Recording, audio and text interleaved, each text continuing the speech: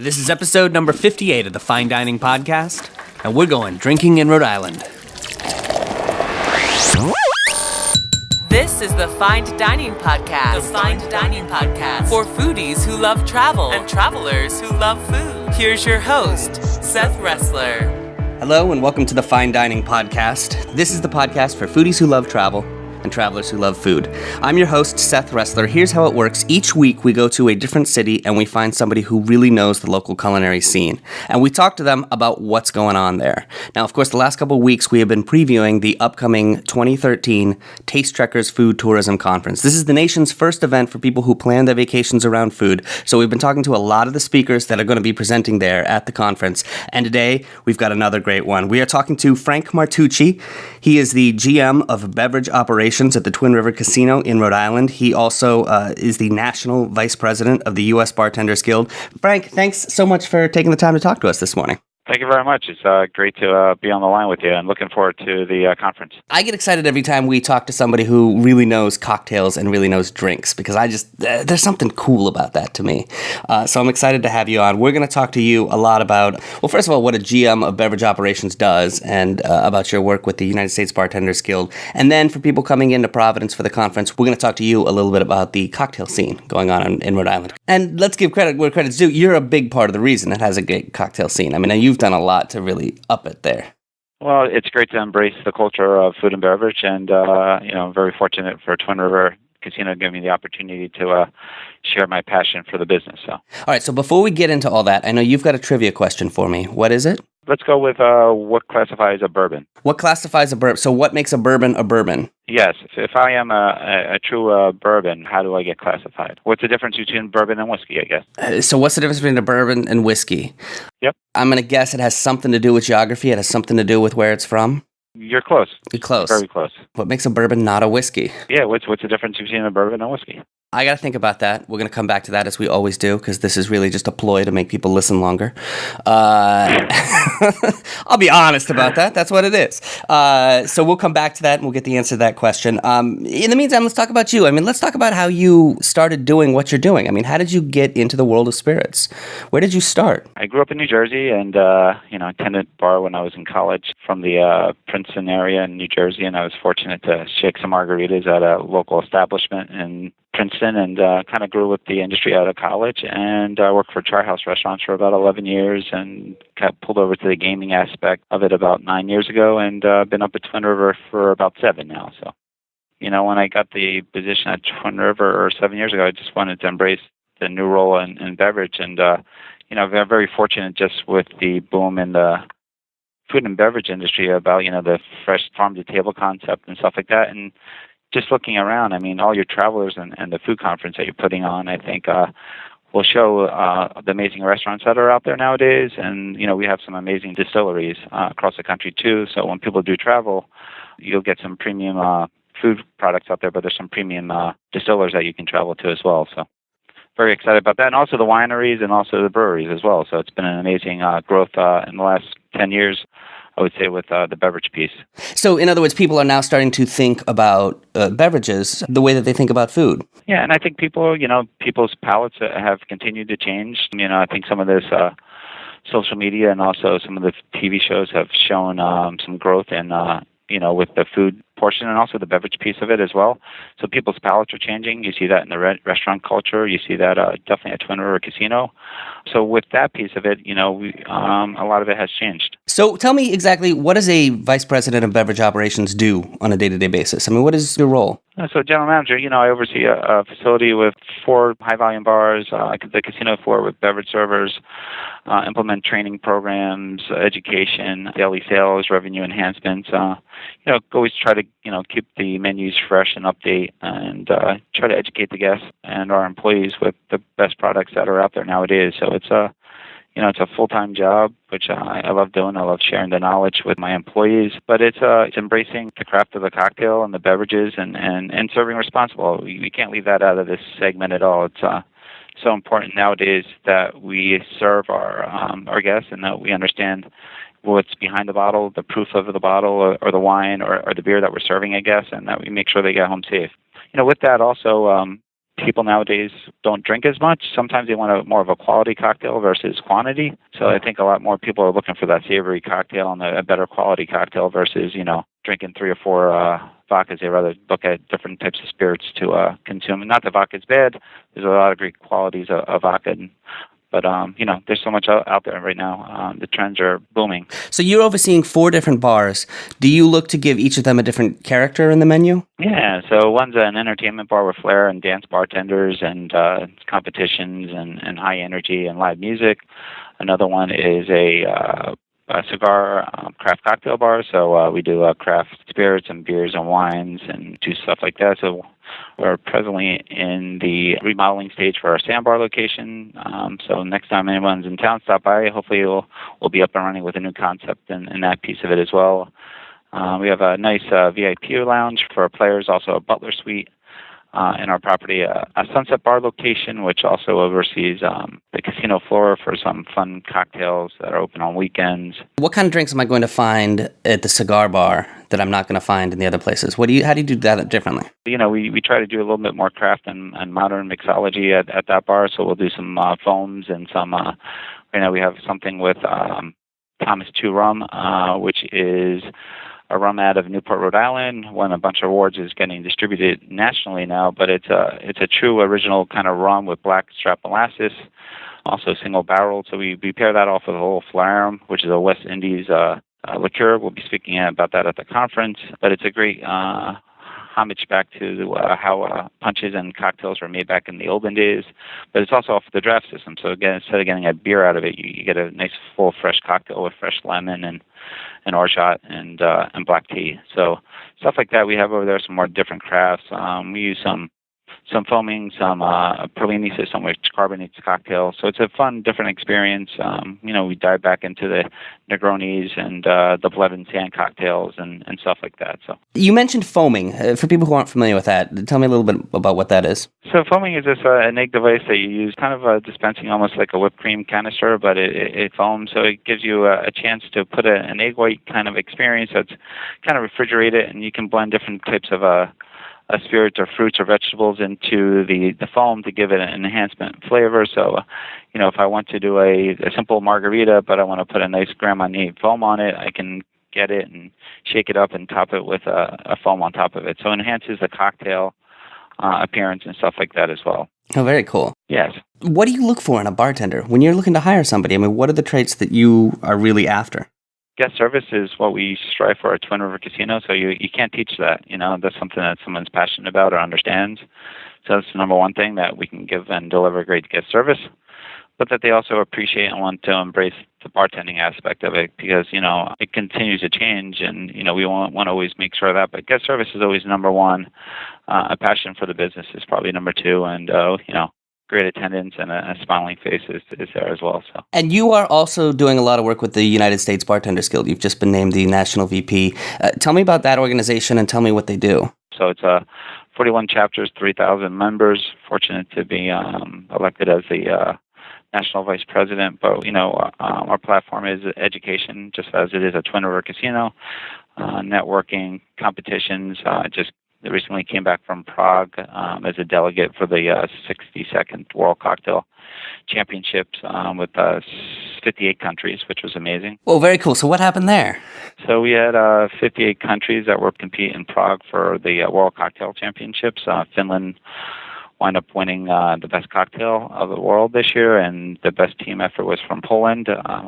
We came in 15th in the world in flair, which is amazing, and I don't know our placement in the cocktail one, but it's a great experience to do that. When you go there, it's interesting that people ask, where you work, what you do, what are the trends, in America. I was able to talk with people from Japan. When I arrived, took a bus over people from Israel, Japan, and Australia, just to understand their culture, where they are with the beverage scene in those countries. Were amazing to understand what's some stuff that might be coming over the States, are being developed by either Grand Marnier or by Centauri whiskeys or different companies. Are amazing because it gives us an edge on the upcoming things that are coming across the pond, as they call it in London, or across the ocean and stuff like that. So it's amazing kind of networking and competition things, and just learning how other bartenders and management craft their spirits. What were some of the differences that you noticed? I mean, was there anything? First of all, are we ahead of the rest of the world? Are we behind? Are we? I think we are ahead of the rest of the world in a lot of things. I think they embrace the culture of taking care of the guests a lot. It's not about slinging drinks as some of our bartenders do across the States here. It's more about proper service and delivering a great quality drink, versus some things. And I think that's what the Bartending Guild and Twin River kind of focuses on, is delivering a quality drink versus just slamming something down in front of a guest. So I see that on a lot of the countries, that they really care, and they're very particular about how they deliver their drinks. Some countries don't get gratuitized for bartending, so it is almost a passion of the bartending and understanding it and stuff like that. Some of the worlds are still stuck on the Jackie and Cokes, as they call it over in Germany, but a lot of the countries are ahead and embracing the spirit piece of it as well. So it's definitely a great thing. Spoke with Moldova about their cocktail scene. They're still heavy on their wineries and also their beers, but they're starting to embrace some of the spirits as well. It's amazing that London has their gin concept, which is, kind of London and gin go together, but they're embracing the whiskey piece of it over there as well, and they can't get enough of our American whiskeys or the world whiskeys are really on a high trend. As you've been talking to people and really been looking at how mixology has changed and bartending has changed in the last, let's say, 10 years, 15 years, I mean, what are some of the differences that you've seen? We're definitely seeing a bunch of new distilleries popping up across the country, and I think it's giving a run to the market across, the seas, a lot of this vodkas, a lot of whiskeys, just the whole trend of the freshness, that people are looking to get a better quality product out there nowadays is what I'm seeing. I think the educational piece, I think some people kind of are standoff on education until they really embrace it. And then once they embrace it, I think they love that piece of it. I see that at Twin River Casino when we educate our employees. All of a sudden they want more stuff, or they're asking for different seminars and they want to understand different products. The social media aspect has been huge in terms of getting the beverage industry together in terms of, either blogs or information or articles. In America, I see the distilleries popping up across the country. Is this similar to the craft brew movement that happened in beer? Yeah, growing up in New Jersey, I remember first bartending, and I remember Sam Adams being in, and everyone's just like, Mr. Cook there was, $15 for a 12-pack, and everybody's like, what are you doing? And, nowadays it's the trend now. It's amazing, I think people 10, 15 years ago didn't think the craft beer segment was going to be successful, and nowadays it's, if you look at any draft line, it's maybe one or two domestic beers, and domestic being more of a Bud, Coors, Miller, and a lot of their counterparts are now the loose cannons and the Sam Adams of the world. I guess innovation is something that I guess is the word I would say in the last 10 years I've seen too. Brands being more innovative in terms of what the product is. You talk about the education piece. If somebody wants to understand more about this, if they want to educate themselves in terms of cocktails, where's a good place to start? Personally, I would tell them not to go to a trade school. I would tell them to jump online, honestly join the United States Bartending Guild, or go to college or network yourself that way. I think it's to understand each of the spirits better than what some of these other classes teach you, or isn't the direction you should go. No, why is that? I just think, sometimes you put a degree out there that's not well blended in some of these programs that are out there that I see, that, a person can come out and make a woo-woo, but they, can't make a Negroni or understand the difference between, they don't understand the difference between a bourbon and a whiskey. A little too much focus on the how and not enough on the why? Yeah, it's not about just slinging drinks, and it's not a Tom Cruise kind of a thing. It's there's a lot of education and there's a lot of responsibility. So, well, speaking of learning the difference between a bourbon and a whiskey, we're going to come back in just a moment. We're going to find out the answer to your trivia question. We're also going to delve in a little bit to the Rhode Island scene and find out what's going on there and what you like, because I know that you have really shaped the mixology scene there. So we're going to talk a little bit about that, and then we're going to play Out of the Frying Pan. That's coming up next. Before we get back to the interview with Frank, I want to talk about the Taste Trekkers Food Tourism Conference. This is the nation's first event for people who plan their vacations around food. If that's you, if when you travel, the first thing you got to know is, where do we eat? you definitely want to come check out this event.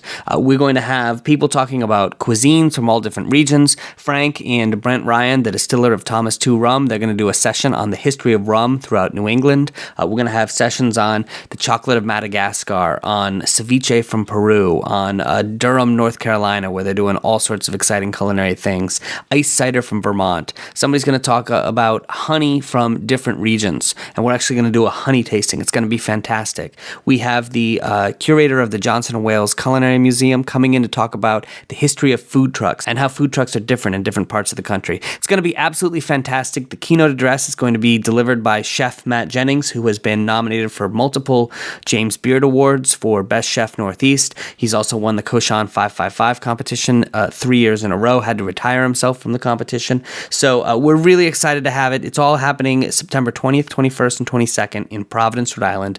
Head over to tastetrekkers.com and check it out. We'd love to have you.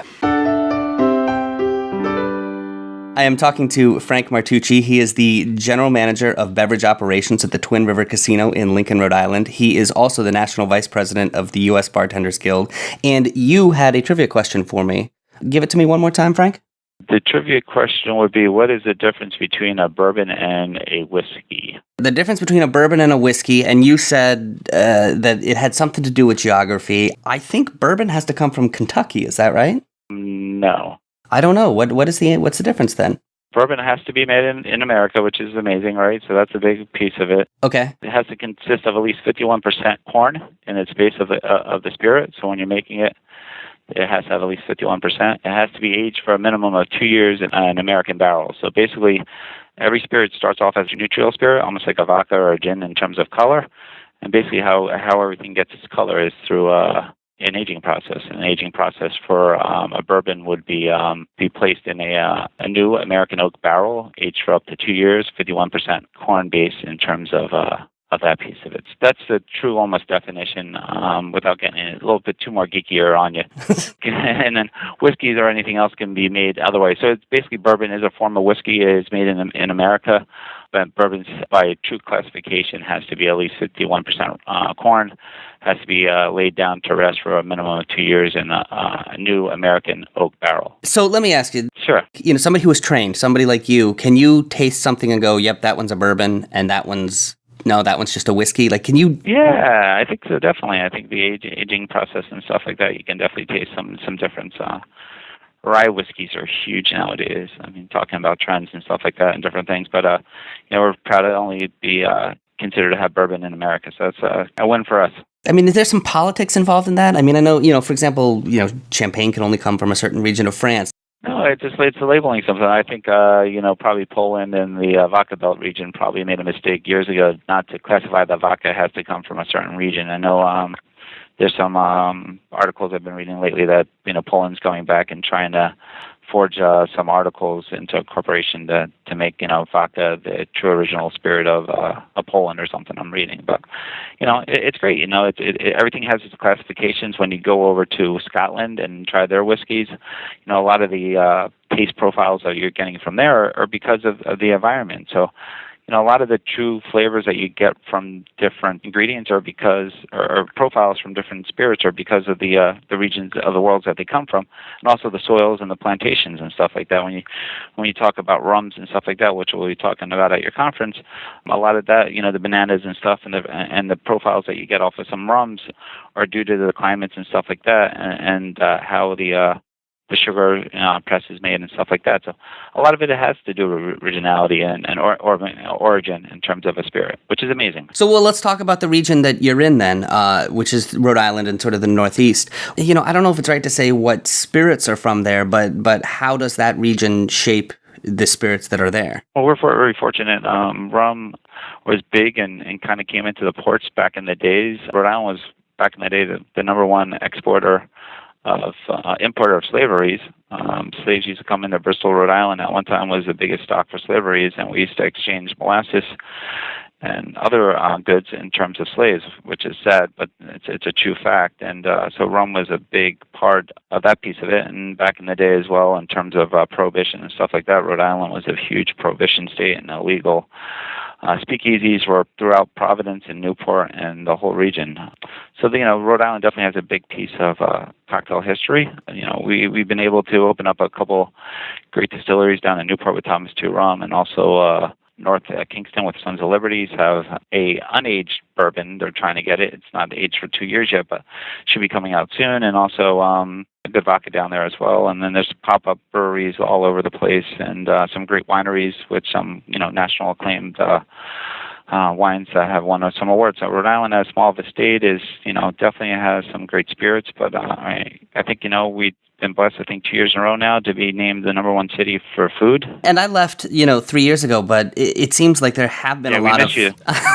Thank you. I left. It seems like there have been a lot of great little breweries and distilleries that have opened up since then. But let's start with the one that you've mentioned a couple times now, which is Extreme Brewing, who brews Newport Storm beer and Thomas 2 Rum. And I know that you are giving your session with Brent Ryan, who is the distiller. Yeah, great friend of both of ours. Brent has done an amazing job along with Derek and the rest of the team opening up the concept back in the day when right out of college at Colby College. But they have a great bunch of seasonal beers now that they've been able to do, a blueberry beer that's top notch. And a couple of years ago they had the barrel, so why not try to do rum? And I think Brent nailed it with his single barrel rum, Thomas 2 Rum, and has a little history behind that as well. So great. Once again, I mentioned it before, the blackstrap molasses, the aging process. So what is single barrel rum? What does that mean? Small batch, single barrel. A lot of the high-profile spirits nowadays, there's a smaller batch, which basically the master distiller decides on how to select those for a small batch, which is kind of, you go from huge vats into smaller barrels. So these barrels are hand-selected as a batch. A small batch would be a Maker's Mark, or it would be a Woodford Reserve, a lot of other ones, Booker's, Baker's, Basil, in terms of spirits. And then the single barrels, which are basically hand-selected by the master distillers, basically is exactly what it says. It comes from one barrel right into the bottle. So a lot of times nowadays you'll see bottles that will have the barrel numbers on it and the dates, and it says it's the exact barrel that it's coming out from.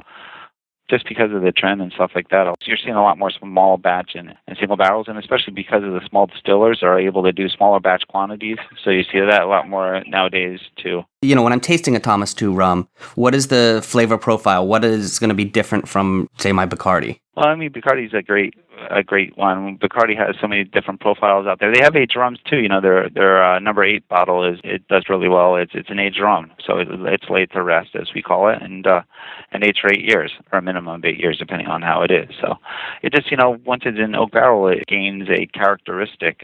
I believe Brent lays his down to rest for at least 2 years to get the classification for his rum. But it adds a profile, and once again, it all depends on the climate.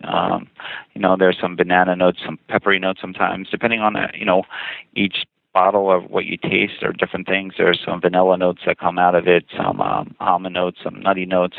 It all depends on each of the spirits and what you taste off of it. So. And it's just like wine, where different years will yield something a little bit different, right? Yeah, we call that angel dust. There's a bunch of each barrel loses X amount of product through the air, and so that's called angel share, and the angel share is what goes out, and what's left over is the true original part of it.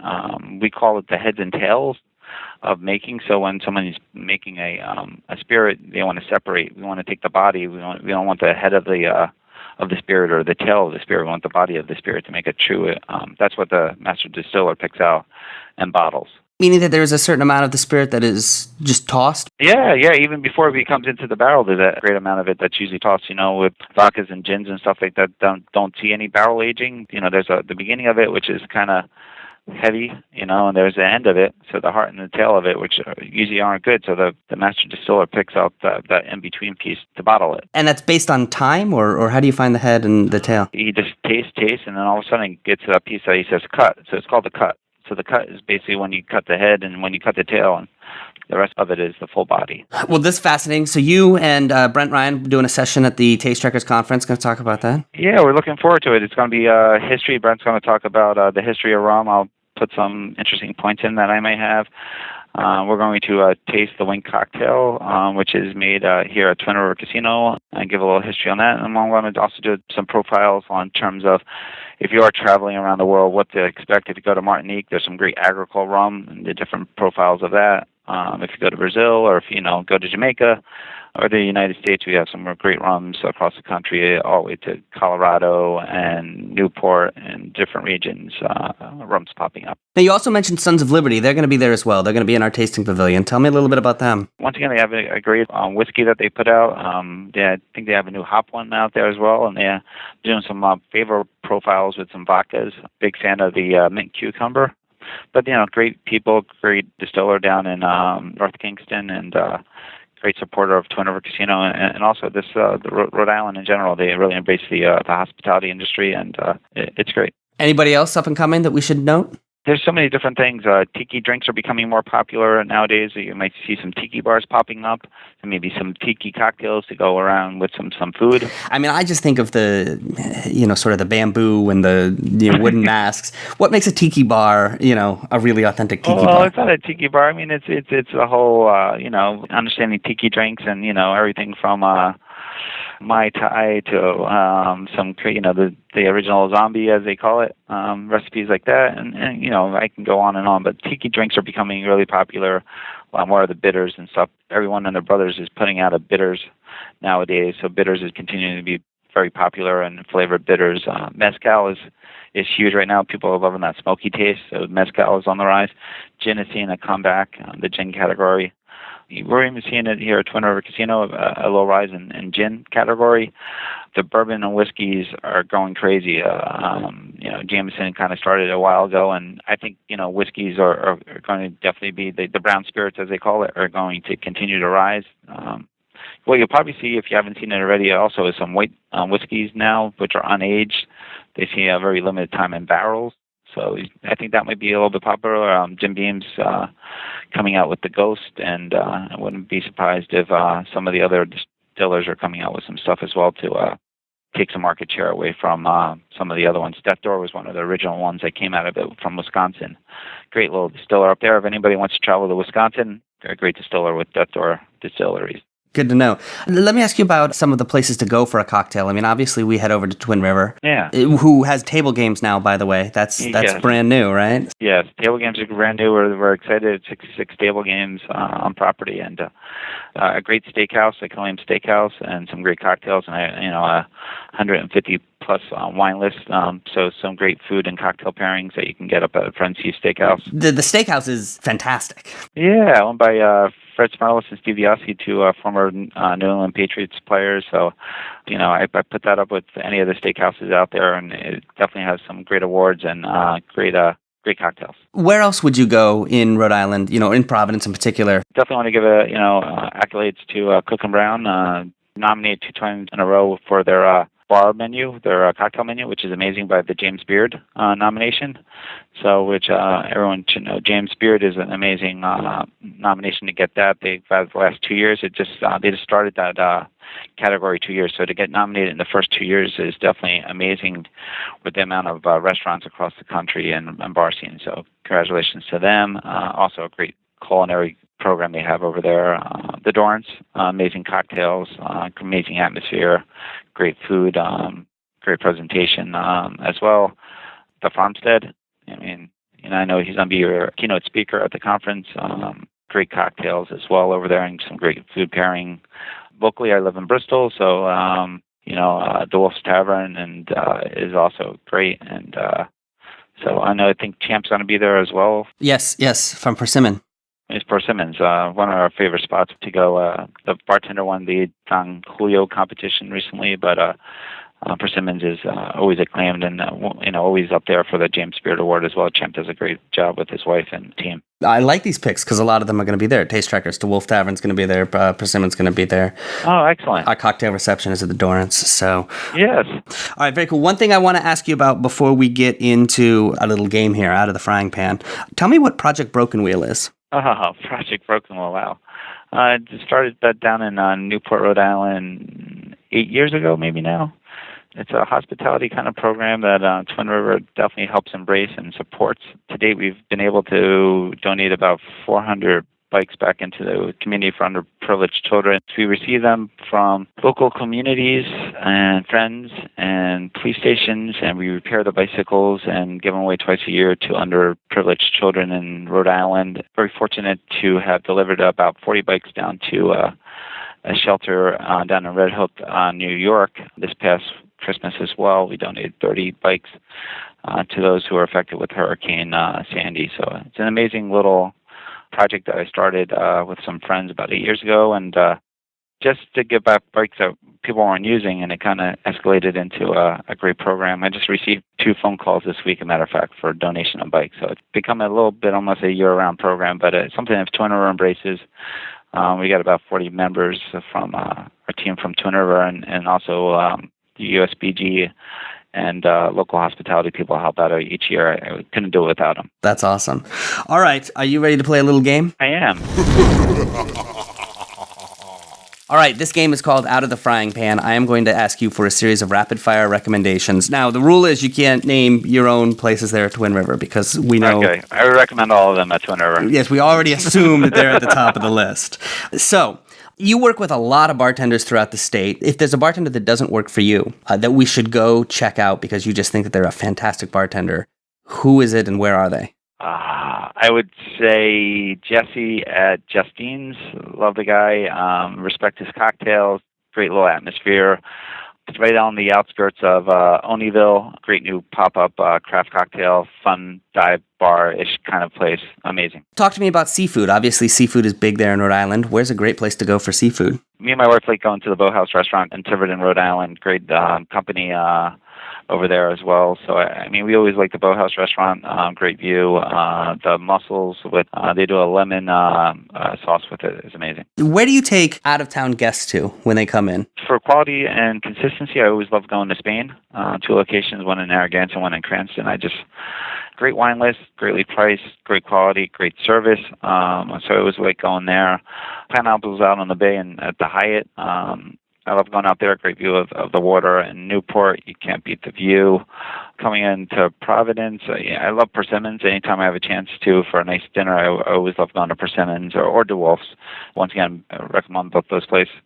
Love going to Dorrance for late night cocktails and finishing off the night at the Dorrance or at the Eddy.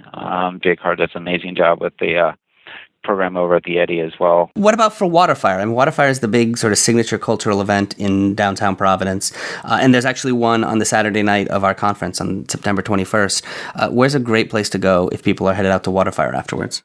For cocktails, I hit 2 spots. We got the red... The Red Fez? The Red Fez. I always love that spot. Great Portuguese hamburgers there that they have with the chorizo and the hamburger, and great cocktails. Little kind of a place. I don't know if I wouldn't consider that a dive bar. Kind of one of my places to go to that's kind of hidden. Has that more. Yeah, it's kind of has that little taste going on and stuff like that as well. Gracie's, also great for cocktails and stuff like that. Love Gracie's over there. The Birch just opened up, small little place right next to Gracie's as well. So that's also nice. Do you have a favorite Italian restaurant? Providence obviously known for its Italian food. Love going to Constantino's outside on a nice spring or fall day and just hanging outside with a bottle, a glass of wine, and having some food over there. Sienna's locations both do really well. I would put that up there. North I love. Where's North? North and the Avery. Both I would recommend both of those. Avery for before or after cocktails, and North. The chef used to work for Mama Fuku in New York City, and also Nick on Broadway's, which is an amazing restaurant as well. I don't know if Nick's going to be there or anyone from Nick's restaurant, but great cocktail and food program at Nick's.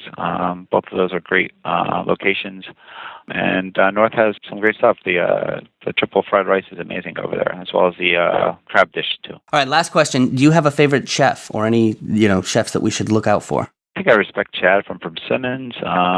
I kind of always loved him. He's a Johnson Wells graduate.